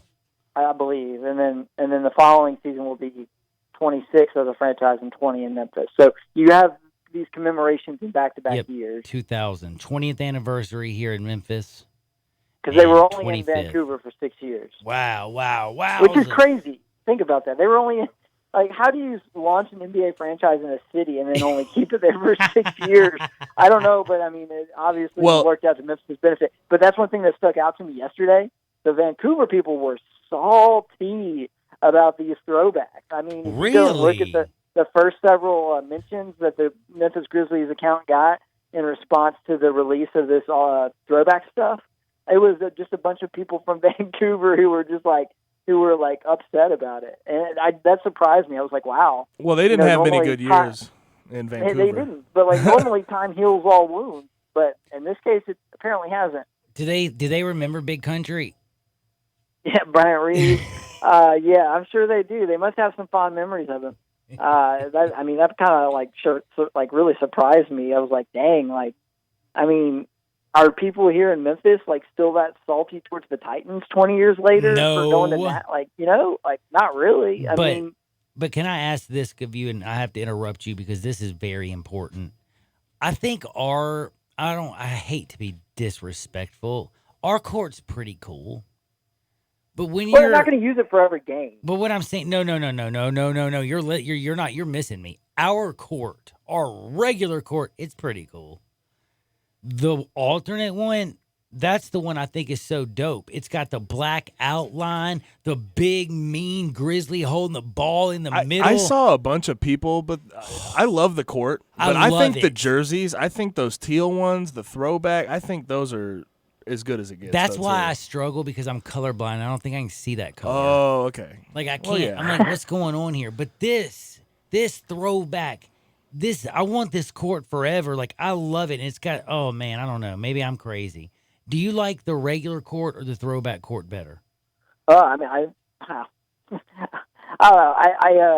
Let me answer that when I see the throwback court on the You court. hadn't seen it? I like the throwback court, though. I like it. I think it's so good looking. The new Grizzlies court that was recently redesigned actually trips some people out because of the way the lines are horizontal instead of vertical. And so it's actually a little bit confusing if you're not completely used to it. So maybe it's a little bit of a home court advantage for the Grizzlies. But man, how can you not love the throwback stuff? I think they did it really well. I think they released it at a pretty good time, too, because this is at the point in the year where there's not a lot of NBA news and excitement. So they were able to drum up some, ESPN ended up, putting it out and stuff. So they were able to drum up a little bit of excitement in the NBA world yesterday because of the timing of it, I think. I like them. I like them a lot. I think the fans are going to love them, too. I know some people are griping that one of the two jerseys is actually going to say Vancouver on it, apparently because of the teal one. The teal one, yeah. Cobb, if you have to, Cobb, I just sent you the court if you want to get a look at that. But the court is dope. By the way, though, I got to say this real quick. This is important. I did what you said and went back to see what some of the Vancouver people were saying, and I couldn't imagine that you would actually throw shade over the Grizzlies celebrating. Holy cow. I know. There's they do exist. And you talk about some smack talk, oh my goodness, dude. I can't even say some of this stuff, but some of it's very, very funny. But I did not know Vancouver did not like Memphis. Right? I figured that one was way done by now, but I guess, if the Grizzlies moved to Seattle, there would still be some people hating on them in 2040. I don't know. Man, all I know is everybody keeps saying those Canadians are always nice. Yeah, but they can hold a grudge, can't they? Dang, dude. Oh, man, sorry. But Josh Jackson, getting diversion. Good, bad, ugly, indifferent, doesn't matter. What's up with my man Josh? Yeah, I haven't seen that. I need to kind of dive into that one. I'm kind of waiting to make sure that he ends up on the roster before I start trying to devote my energy. That's a good point, man. By the way, what is up with that roster? And they added to it, dude. Like, yeah. I mean, the Guduric signing complicates the roster picture a little bit. Say that again. Is that how you say it? Marco Guduric. I'm assuming so. That's no one told me otherwise. Hey, we're on fire right now. So my understanding of this whole thing is they have 3 roster spots to vacate. One of them is going to be Dwight Howard. Oh, there's yeah. Uno. Right? So there's this random person who keeps emailing me, and they might be a listener, who knows, but they keep wanting to know, is there any chance Dwight Howard plays for the Grizzlies? Like this person is like a diehard Dwight Howard fan and has emailed me on multiple occasions to inquire about Dwight Howard's candidacy to actually be on the roster. And I'm like, dude, sorry to disappoint you, but there's been literally zero indication that the Grizzlies are actually going to carry him onto their roster. So if you're at 18 and you got to drop 3, I'm counting Dwight Howard as highly likely. And then I think Ivan Rabb and Andre Iguodala are also, probably the next 2 most likely to be off the roster. But if they end up keeping Andre and they got to cut somebody else, I mean, what use is Solomon Hill really going to have? He could be a guy that they cut with, or maybe if Josh Jackson ends up kind of in any more trouble, or if they just don't think it's worth it, maybe they could trade him or package him with Dwight and Iggy or something there to do a 3-for-2 trade that helps reduce the roster crunch by 1. I don't know. They still got some options. Yeah, and Rab, we just there's not much of a fit in a Taylor Jenkins system, it seems, with him. But yeah, it's kind of a bummer, but oh well. Now, I want to ask you this. This is where I've been asked a lot of questions, and I really have no answer. TJ, what is this Marco Guduric? And then you have Tyus Jones, who's also been added. You've got Ja Morant. They're adding all these, pieces. We got Trey J down low. We got JV down low. Getting a lot of now, like, hopefully somebody of these guys are going to turn into shooters. They went and got Bruno and everything. You still got Dylan. With this, Marco signing, with getting Tyus, which guys do you think are going to realistically be the guys who are running the 1 and the 2? Yeah, well, the one thing that I am curious to see is, will they try and play Ja Morant and Tyus Jones together? Because if they do, it's a very undersized backcourt. It's a backcourt that could have some problems defensively, but it would be a backcourt that could pass the ball as well or better than any other backcourt in the NBA. So it would be fun from that standpoint. I think they could really do some fun things offensively with that group. They would be a little challenged from the three-point line and beyond, but the distribution capabilities of those two are pretty fun to think about. But, if you think about starting 5, I mean, my money right now is kind of on Ja Morant, Dylan Brooks, at the 1 and the 2. And then there really wouldn't be that big of a drop-off if you go then to Tyus Jones and Josh Jackson, or maybe if Jackson starts, you go to a secondary backcourt of Tyus Jones and Dylan Brooks. I just feel like Tyus is going to be Ja's backup. I just keep feeling. I don't see them doing it at the same time. They're too small. Here's the thing that could be interesting is I'm willing to bet that during the first half of the season, Grizzlies fans are going to come to realize that right now, at this point in time, Tyus Jones is probably a better NBA point guard than Ja Morant, because Ja Morant's a 19-year-old. Well, he'll be 20. He's 19 now. He'll be 20. But he's a 20-year-old rookie who's going to be adjusting to the pace of the NBA, and he's got a really good backup in Tyus Jones. True that. And there may be a couple of months there at the beginning of the season where it's like, well, dang, Tyus Jones might actually be better. But over the course of time, I think Morant's athleticism and his potential will begin to show. And assuming the Grizzlies don't get tricked or fooled or sort of, mistakenly start to think that they've got something with what they have this year and try and go all in with it. As long as they don't do that, and as long as they continue to kind of give Ja Morant the 30-plus minutes a night that he needs to really develop, I think they'll be in pretty good shape, even if that means a role for Tyus Jones that might actually be a little bit lesser than what he deserves. So I was a little interested, a little curious by Tyus' decision and the Timberwolves' decision to let him go. But obviously he was presented with something that appealed to him here in Memphis, and that's why I think there's at least a chance they'll play him and Ja together, even though it doesn't really make a lot of sense to me on the surface. Maybe Taylor Jenkins has something creative up his sleeve to where Tyus will, be able to play 20-plus minutes tonight. All right. Now, you, I think, have been very proud of me all year long because y'all know you come on right before Hardwood. And this is just a great question to ask right before I go into Hardwood because I always talk about the other side of sports. And you've known about the YouTube star Dwight Howard, correct? Yeah. You're like, yeah. And you're like, that's all he says. He's like, I don't want to go here. I don't want to go here, Johnny. There's a lot of reasons I don't want Dwight Howard to be in Memphis because I'm going to get asked to write some stories that I just really don't want to write. Oh, dude, you would have a lot of tough questions to answer. But this is the one thing I am going to be very kind and gentle, and I'm just going to say the judge shut down Howard's attempt to throw out the case. Do you think that, could this end up basically messing up Dwight Howard's year? Could this end up being a whole, saga that happens all season long? There's a lot of things that are going to mess up Dwight Howard's year and his pro career. I wouldn't be shocked if maybe this is a little out there. I don't think it is. I wouldn't be shocked if Dwight Howard doesn't play in another NBA game. Wouldn't shock me, to be honest with you, because of all the stuff that's just been coming out. And, there's a lot of stuff, and we've come a long way as a society in terms of absolutely. But he's not a comfortable man. And letting people play. But he's injured, he's old, and I think those two things more than anything, being injured and being old, and having played in a grand total of 10 games in the last 12 months. I think those things, being injured, being old, having a long layoff, they're going to adversely affect his ability to get back in the league. And then when you add in some of this other stuff. Well, if this drags out throughout the season in 2019, 2020, it could be a definite drag on his season. Yes. A definite drag. I love you. I'm going to leave it at that. His name is David Cobb. I'm a disaster. I know that.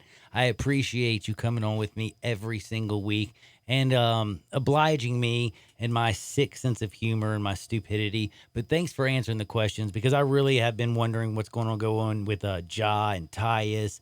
What's on with this new Marco signing? TJ's got a lot of work. And we did just have the WGC going on people here. The FedEx St. Jude Invitational was I think the biggest event Memphis has ever had. Congratulations again to all the volunteers, everybody covering it did a great job. But look for my man David W. Cobb on Twitter. That's at David W. Cobb on Twitter. And looking for his article because it's coming out soon because he's going to talk about some golfers that I didn't think about it. There was kind of a golden age of Memphis golfers, and it's kind of like it came and it went, and nobody made a big fuss about it. And now that you bring it up to me, I'm totally shocked. And where is the next group of Memphis greats? Are they coming up down the pipeline? They might be. They're scratching and clawing on the Korn Ferry Tour right now, which is the new name for the Nationwide Tour or whatever it was. There's another name for it, but but it's a grind, man, and it's a grind, and that's why maybe we should appreciate the fact that we had so many who were at least partially exempt on the Real Deal PGA Tour for as long as they were. Because we're seeing now that no matter how great you are in high school or in college, it's really, really, really tough to make it to that next level. So we got a couple guys out there, Grant Hirschman and Braden Thornberry, but they're grinding away, and hopefully in the next couple of years, one or both of those guys will be out on tour. That'd be cool seeing them bust through. And next thing you know, they're playing right here in Memphis at a WGC event. How awesome would that be? But yeah, Memphis has gone to the big time, it feels like. And David Cobb, he is the big time. He covers the Grizzlies. That's right, the biggest, baddest team in the city. What pro team we got? That's right, Memphis Grizzlies. Who's covering them? My man David Cobb. Who's he covering for? The Commercial Appeal. Make sure you read him and make sure you listen to him every single Friday right here on Sports 56, 87.7. and 96.1 FM down in Tunica. David, be good. Peace. Thanks. Sports 56 now has 2 FM homes. You can now find real sports talk on 96.1 as well as 87.7 on your FM dial. You'll see the dedication in every single step. You'll see it in the smiles when the smiles are hard to get. You'll see it in the little things that add up to success. The caring and passion are the things that we love best. Wolf Chase Limb Brace is your Mid-South provider for orthotics and prosthetics. They are an ABC accredited facility and their practitioners are ABC certified. At Wolf Chase Limb Brace, their services include artificial limbs, legs and arms, braces of all kinds, and custom molded inserts. You can call them today at 901-507-7821 for their location on Highway 64 in between Germantown Parkway and Appling Road, or visit them at their new location in Jackson, Tennessee. That number is 731-660-5900, or visit them on the web at wolfchaselemonbrace.com. Dedicated our life to yours. Wolf Chase Limb and Brace. Hi, this is Troy Five Ash, owner of Five Ash Roofing. As most of you know, I don't have a history of bragging or boasting that Five Ash Roofing is the best roofer in the Memphis area, but did you know we are the only diamond level roofing professional in the area? We are one of very few local roofing companies that have been in business for 20 years. We've never had a justified claim against us. We are locally owned and family operated. Our labor warranties are for the life of the shingles. We're experts in insurance claim. We do residential and commercial work. We are the official roofer of the University of Memphis Athletic Department and a proud member of the Tigers home team. We support local youth sports and St. Jude's. We have worked with churches and veteran services to help those in need by providing services at a deep discount or even for free. We are currently working with Young Life to give them a free roof on the historic log cabin in Germantown. Five Ash Roofing. Fair, honest, and ethical. 367-0050 or memphisroofer.com. Five Ash Roofing, it's what we do. We're here for you. In today's evolving workplace, XMC understands the process of getting office work done has moved from the desktop to your pocket. The new Xerox multifunctional printers and ConnectKey app technology are game changers. Are you working with confidential information? Does it need to be secure from unwanted threats? Do you need to translate documents to another language?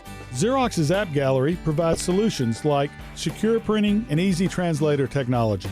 XMC is the second largest exclusive Xerox agent in the U.S. with 9 locations to serve you. We've been in business for over 25 years and have received top awards from Xerox. In changing our world one experience at a time, our team's committed to doing what's right for your business. XMC is proud to be your leader in document and print management, and it'd be our pleasure to serve you. Contact XMC today at 888-814-3114 or visit our website at xmcinc.com. XMC, excellence in office solutions. Welcome to Sherwin-Williams. So I can get 35% off paint? Yes. And 35% off stains? You bet. Party time! Yeah! Oh, party time, the color. I'd like 3 gallons in party time, please. You got it. Ask Sherwin-Williams August 2nd through 12th and save 35% on paints and stains with sale prices starting at $25.02. Only at your local Sherwin-Williams store. Retail sales only. Some exclusions apply. See store for details. Hey, is this thing on?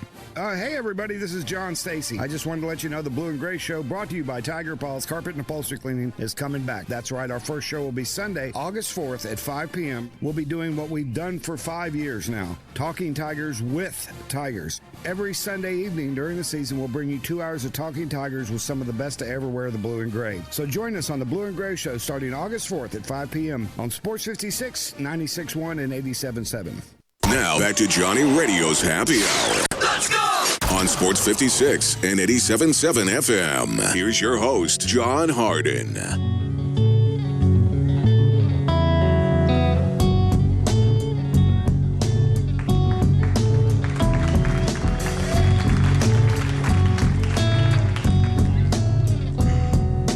Many a hand has scaled the grand old face of the plateau. Some belong to strangers and some to folks you know. Holy Ghost and talk show hosts are planted in the sand. To view beautify the foothills, shake the many hands. There's nothing on the top but a bucket and a mop and an illustrated book about birds. You see a lot up there, but don't be scared. Who needs Jackson when you got words? What is up? Welcome back into a little Johnny Radio's Happy Hour where we have a beautiful Friday. And you know what? Let me tell you a little secret. We've had a lot of fun this Friday, and we're going to have more fun. Me and Gabe, we're going to go watch a little football practice. I got a baseball game tonight.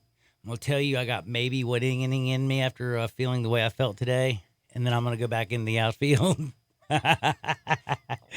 But I was talking with my good buddy Brett Norsworthy during the break, and I'm holding this up. So if you are watching us on Periscope or YouTube or Instagram, Twitch, Twitter, Facebook, lift that bad boy up just a little bit. There it is. That's the one. Places, you might be able to win this bad boy. He's giving it away today on trivia during Sports Time with Wolo and Stats. And this book is John Feinstein, and it's going to be awesome. It's Living on the Black.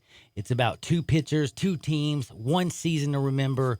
And I'm kind of jealous. Somebody's going to win that bad boy today. So make sure you're locked and loaded on Sports 56, 96.1, and 87.7 FM because Brett's going to ask a trivia question. Somebody's going to win that bad boy. And, man, I'm going to be a jealous man. But you know what? I'm about to go take you to a place called Hardinwood.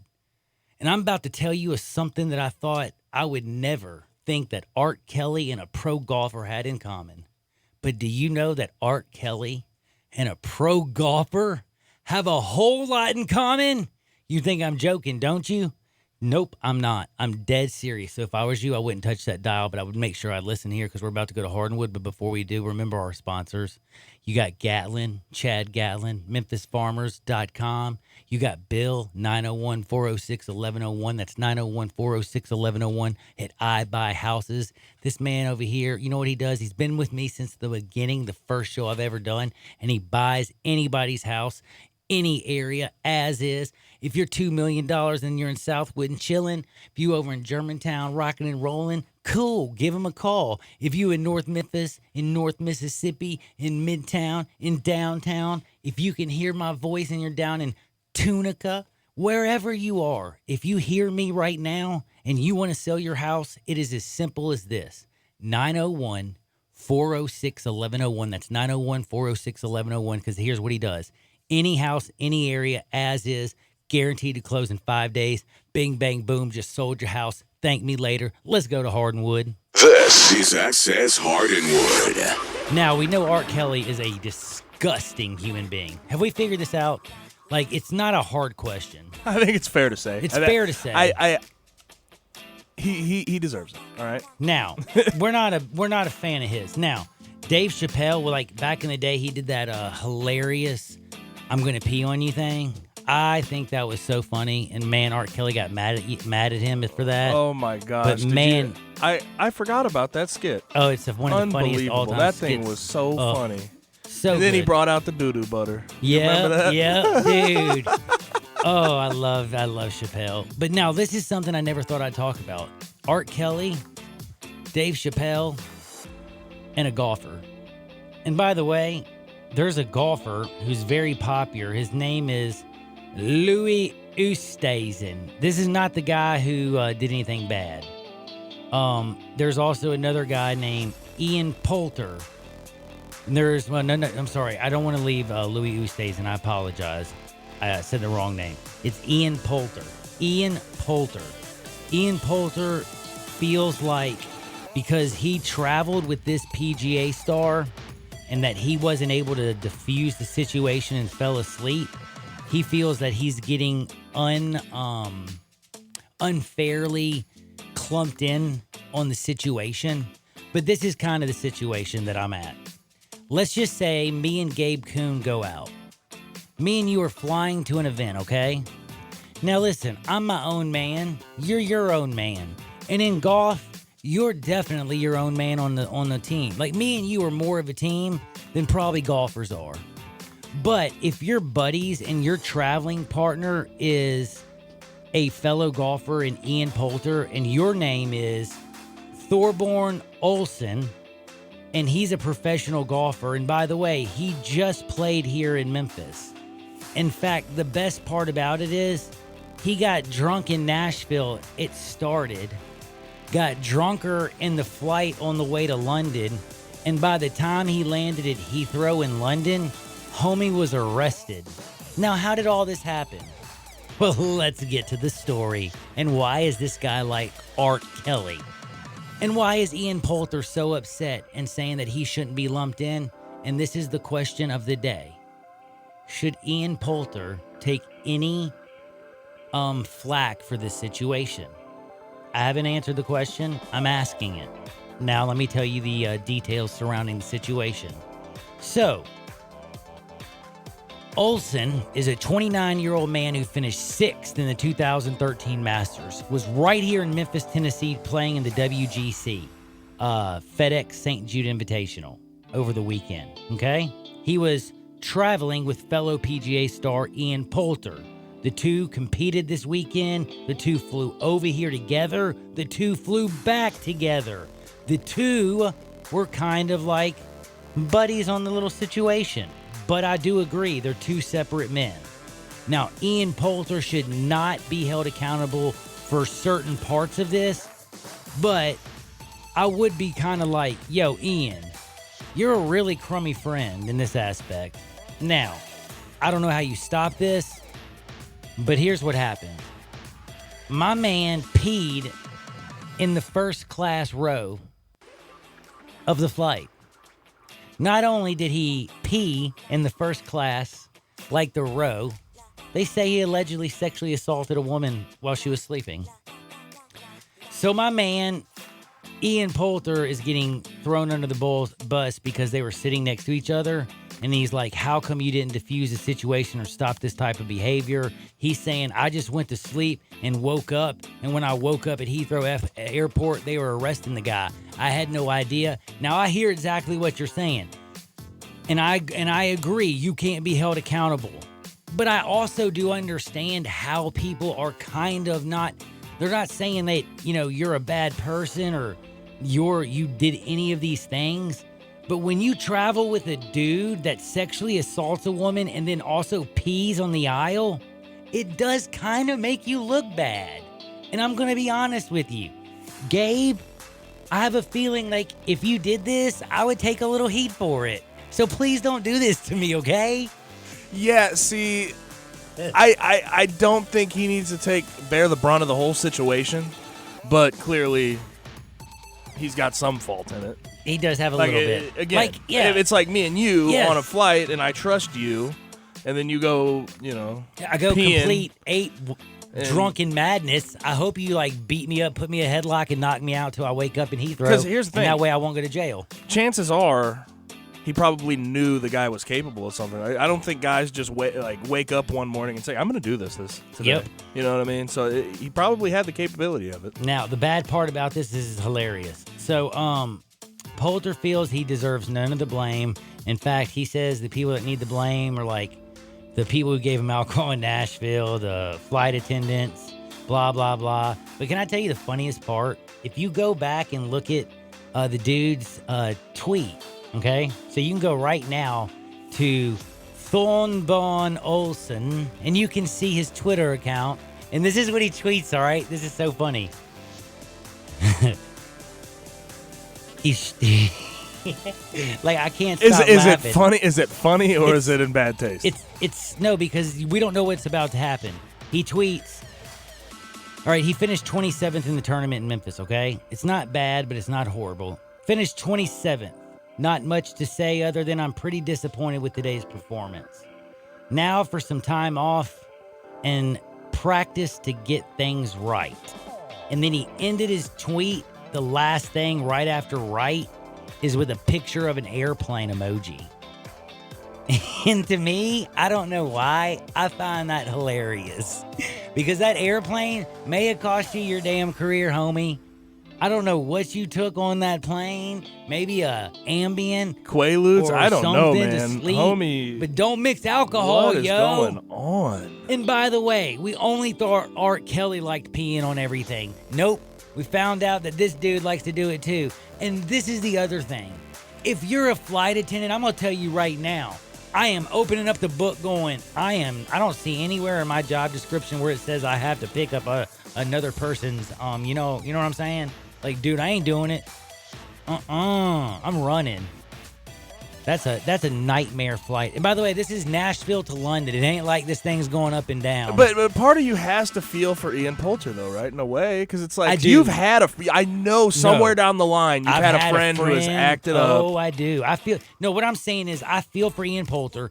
I don't think Ian Poulter deserves near the blame that he's getting.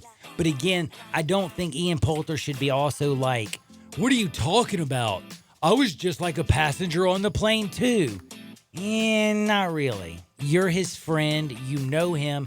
Why didn't you grab him and be like, yo, homie? Well, if he was sleeping and there was no... that's something I don't believe. I don't believe that there was no ruckus going on. The reason is British Airways and other customers, the reason they're saying that Ian Poulter deserves some blame is because they say that he did try to diffuse some of the behavior and told the dude to chill out, and he got the guy to sit down, and then he said, and then Ian did put up a thing and like go to sleep while his friend was just trashed. And of course, then he wakes up and he finds out that his friend sexually assaults somebody, possibly, allegedly. And then he also urinates on the aisle.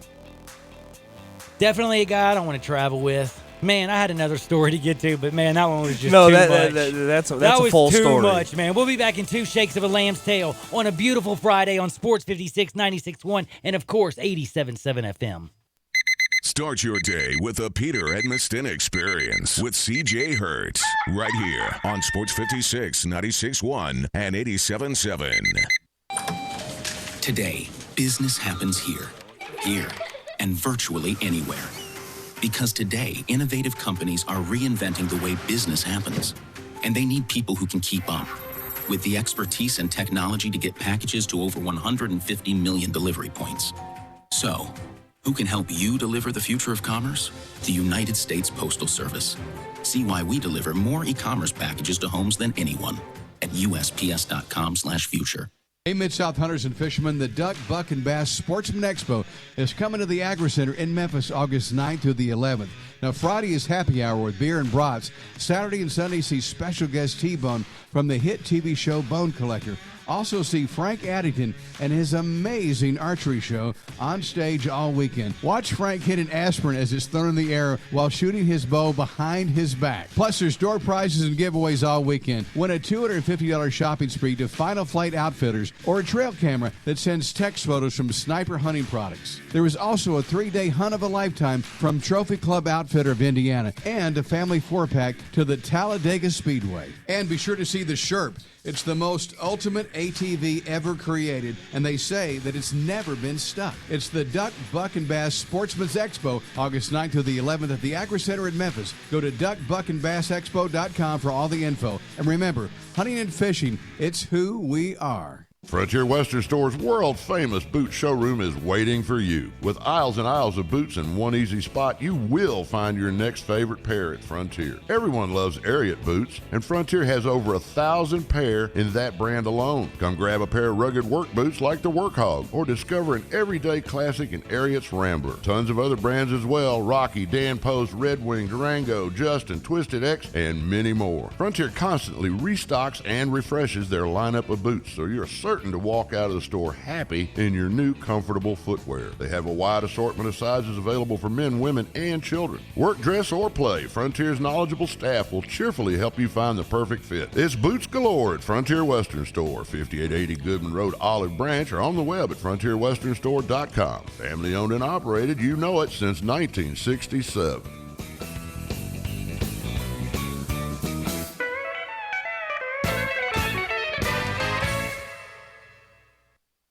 High traffic areas, professional painters need a paint that'll last. So do their clients, like PPG Timeless Paint, in 5-gallon buckets from just $159. Now at the Home Depot, with fast one-coat coverage and the toughest, most wear-resistant finish to prevent future scuffs, stains, and you having to come back to fix them. Tough, high-quality PPG Timeless Paint, exclusively at the Home Depot. More saving, more doing. U.S. only. See store for details. Now, back to Johnny Radio's Happy Hour. Kick it over here. Kick it. On Sports 56 and 87.7 FM, here's your host, John Harden.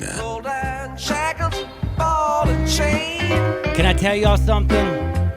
In all honesty, I want y'all to remember this. Karma's real, and the world works in mysterious ways, especially around Hardenwood. So the hour started with my man David Cobb coming on saying he was a little worried about me. I went I went and posted a couple things out of anger.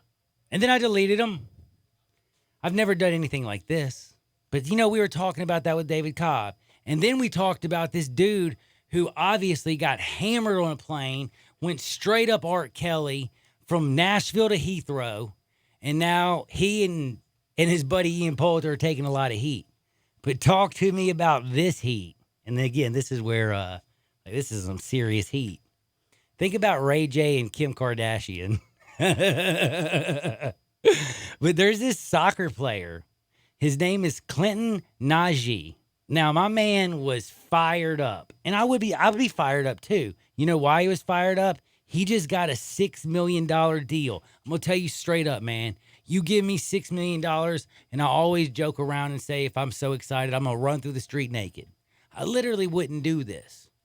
Now, I have to feel like NG must have used to say, if I ever get $6 million, I'm going to post to social media something amazing. Well, he did. It was amazing, all right. It sure was amazing. As a journalist, I had to make sure it was real. I can't believe he did it either. And then he came out today, and this is where we have proof. Because I did say, don't press send, did I not? Well, today, he came out and says, do not ever get on Snapchat when you've been drinking with thousands of fans and have relations with a woman. Because you'll wake up the next day and you'll regret it. That sounds like some very good advice. Yeah. I would say it's good advice, but homie just needs to know not to post his sex tapes. Like, why was he doing on that? Snapchat. Like, I it's just. I want to celebrate my $6 million extension. Let me show you how awesome I am. This is me celebrating. No! Show you taking the shot of cognac or whatever. Not the popping a bottle of 50. champagne. Yeah, pop a bottle of champagne, not pop. Like, come on, homie. Like, what's going down? You got to know. Well, we know what was going down, but literally, you got to keep that stuff private. Oh, gosh. Woo-wee. Oh, my gosh. Now, who is worse out of these stories? Oh, I mean, they're both horrible. But who's worse, though? Soccer player? No. No way. Not even close. But this is the thing that's this is the point for me that's interesting, because this is where I have to say. The soccer player, though, did kind of do it intentionally. I almost believe this, and maybe I'm wrong to think this. Maybe I'm wrong. I have a very distinct feeling, at least if I was an attorney, here's how I would fight this case for my golf pro. I would say he took an Ambien to sleep. It had an adverse effect. He lost his mind. He temporarily went insane, and he thought he was Art Kelly. He was singing what's one of his songs, and then he was peeing on everybody. I don't know. I would have to come up with something. But I don't know how my man Clinton can say anything other than what he was drunk and lost his mind. He's like, I was drunk, and I posted it to thousands of fans. But it wasn't assault. It was not. Not at all. But not at all. I'm not saying it was assault. I'm saying and he didn't pee. I mean, he didn't pee. You know what I mean? Look, all I'm saying is golfer buddy of ours. No, golfer here, buddy is arrested. He's worse. A lot worse. He's a lot worse. 10 times worse. But what I'm just trying to say is this. It's amazing how actually doing something consensual with another person can be actually bad. If you post it to Snapchat, you morons, is what I'm trying to say. Keep what's private private. It's a simple thing. Remember when I told y'all common sense ain't common? We know Najee ain't got no common sense. And then at least if you're gonna do something so dumb, at least he didn't say he admitted to he admitted his mistake, man. Yeah, he didn't say I was hacked. He owned up to it. He just said, but can I be honest with you?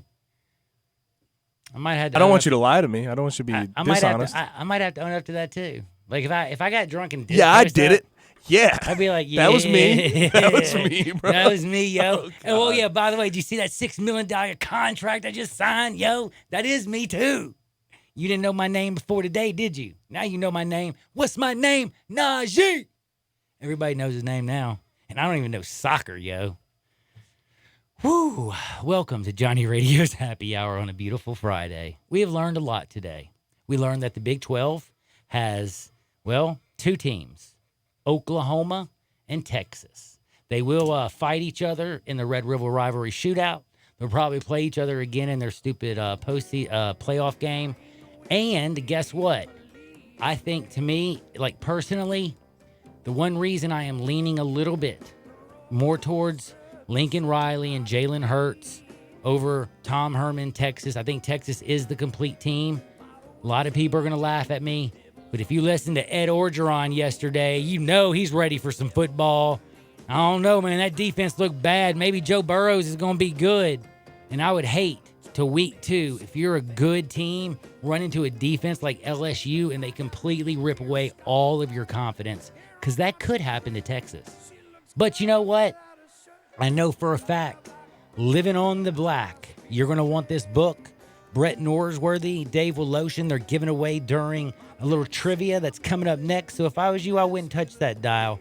And I would always make sure I go to MemphisFarmers.com. I'd eat Central Barbecue. I'd call, 901-406-1101, Bill at I Buy Houses. And I'd always make sure to give respect to linemen, especially like Gabe Kuhn.